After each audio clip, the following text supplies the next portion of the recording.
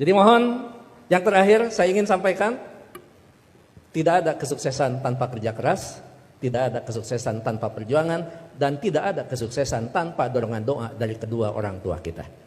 Jadi pada hari ini Anda ucapkan selamat, Anda mintakan maaf kepada orang-orang tercinta yang berkontribusi atas kesuksesan pendidikan kita. Hati-hati memperlakukan kedua orang tua. Saya tahu di sini ada master hukum, saya tahu di sini ada master manajemen, saya tahu banyak prodi yang ada di sini dan memiliki tata kelola yang sangat baik, maka itu salah satunya didukung oleh perilaku Anda setelah lulus. Pada saat Anda berinteraksi dengan kedua orang tua, jangan menggunakan pasal hukum. Pada saat ibu mengatakan, saya mau ketemu, kamu pulang, maka Anda akan mengatakan, "Mah, tidak boleh memaksa, karena ada pasal hukumnya." Enggak ada itu, tidak berlaku untuk kedua orang tua. Pada saat Anda diminta membantu kedua orang tua, Anda jangan menggunakan manajemen yang efektif. Tidak ada manajemen dalam hubungan dengan orang tua, kecuali penghargaan, penghormatan, dan tempatan dia di tempat yang paling sempurna sebagai kedua orang tua kita. Saya hanya ingin mengulang dengan cerita yang lama, tetapi ternyata ini memberikan sebuah inspirasi bagi kita. Mohon maaf, saya pernah jadi seorang pejabat. Pada saat saya sedang rapat, saya ditelepon oleh keponakan saya dan menyatakan ibu saya dalam keadaan sakit. Kemudian saya balas telepon itu dengan sebuah ungkapan yang agak sedikit sombong. Tolong cepat bawa ke dokter dan nanti uangnya akan saya transfer. Ternyata ibu dari kejauhan menjawab kalimat saya dengan sebuah kalimat yang tegas. Enggak usah ditransfer, yang penting kita bisa ketemu. Kalau ibu sudah mengatakan yang penting kita bisa ketemu, maka jabatan itu tidak ada, maka rapat itu tidak ada. Dan boleh saya katakan, kalau saya sudah dipanggil ibu dan bapak, tidak ada yang bisa menolak panggilan siapapun, termasuk atasan saya. Kalau itu ibu dan bapak yang memanggil. Karena yakin, kalaupun saya bisa memberikan sebuah alasan, Pak mohon maaf ibu saya dalam keadaan sakit, maka atasan saya akan memahami semua. Karena mereka juga pernah dibesarkan dan memiliki rasa hormat kepada kedua orang tuanya.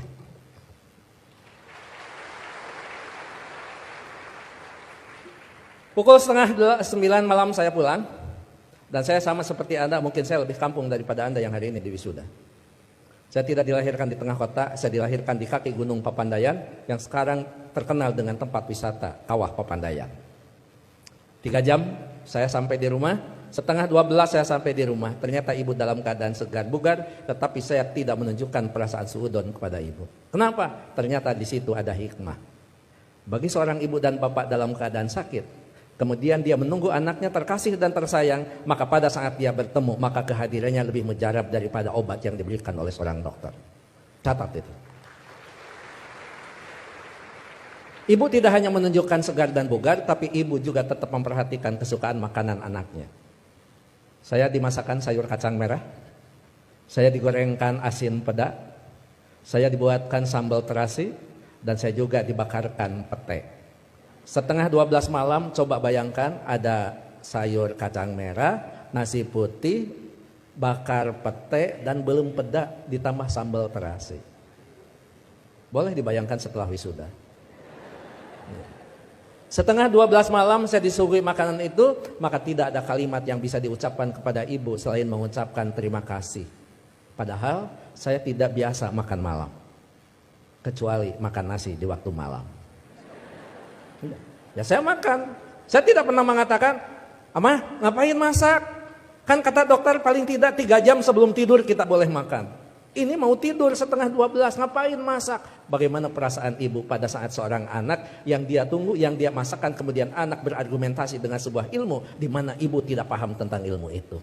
Menyakitkan. Iya, saya makan dan saya berdoa mudah-mudahan ini jadi obat.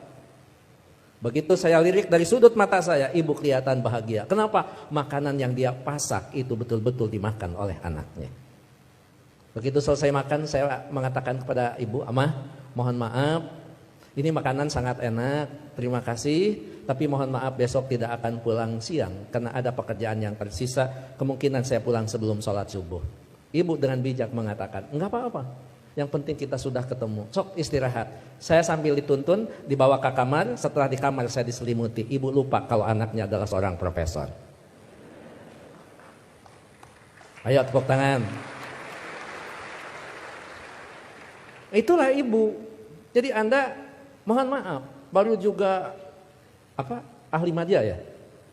ahli maja, ibu mau nyelimutin. Ngapain? Ini baru wisuda. Ada yang lebih tinggi lagi. Masa mah disimutin? Ini tekan sarjana. Nggak ada di depan orang tua itu. Jangankan ahli maja, sarjana, master, doktor, seorang profesor di hadapan ibu, di hadapan bapak, tetap kita adalah seorang anak yang perlu menghormati mereka.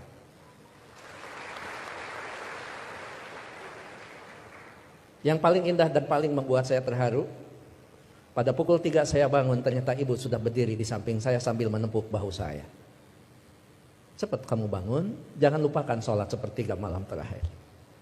Kenapa? Kamu bisa mendapatkan yang semua ini bukan karena kepintaran kamu, jangan-jangan bukan karena kecerdasan kamu, mungkin keberuntungan doa kita dikabulkan oleh Allah Subhanahu wa Ta'ala. Jadi ibu masih khawatir tentang anaknya. Ibu khawatir anaknya merasa pintar sehingga pintar menjadi sebuah kesombongan. Ibu masih khawatir anaknya cerdas menjadi sebuah kesombongan. Bahkan melupakan siapa yang menentukan takdir segalanya pada kehidupan kita. Itu pada profesor itu. Jadi tolong ibu bapak, sebagai orang tua, anak kita hari ini di wisuda, tetap mereka adalah anak kita yang perlu kita luruskan pada saat mereka terlempar dari jalan yang memang ditentukan. Perlu diberikan peringatan, tapi tentu sekarang ini ada kaidah-kaidah yang beda dengan zaman dulu. Seorang siapa Pak Rektor, sahabat itu, Ali, mengatakan, didiklah anak-anakmu bukan dengan zamanmu, karena mereka tidak mungkin mengalami zaman yang seperti kita alami. Jadi memang cara sudah berbeda, cara kita memperlakukan anak-anak kita. Tapi sejatinya tetap kewajiban kita adalah bagaimana mendidik anak-anak kita, bukan masalah kedewasaan. Tapi masalahnya sampai nyawa berpisah dengan badan, itu tetap menjadi kewajiban kita sebagai kedua orang tua. Begitu saya sudah selesai sholat, kemudian di situ saya bisa mendapatkan sebuah hikmah. Memang orang tua kita adalah punya kecerdasan yang luar biasa. Padahal ibu saya bukan profesor, ibu saya tidak lulus SMA, ibu saya juga tidak lulus SD. Beliau hanya lulusan sekolah raya. Tapi apa? Dalam sebuah komunikasi waktu itu saya katakan, "Ama, sekarang saya pergi, mohon pamit." Ibu masih bertanya, "Kamu nanti sholat di mana?" Saya jawab, "Nanti sholat di jalan." Ibu langsung mengkritisi kalimat saya. "Jangan suka sholat di jalan, kata berak mobil." Itu kata ibu itu. Terus saya mikir, emang juga, emang benar masa sholat di jalan? Saya katakan, enggak, maksudnya sholat di masjid di jalan. Masih salah kalimat itu di hadapan ibu. Enggak ada masjid di jalan, paling dekat di pinggir jalan. Saya bilang, ya nanti akan di masjid, sholat di masjid di perjalanan.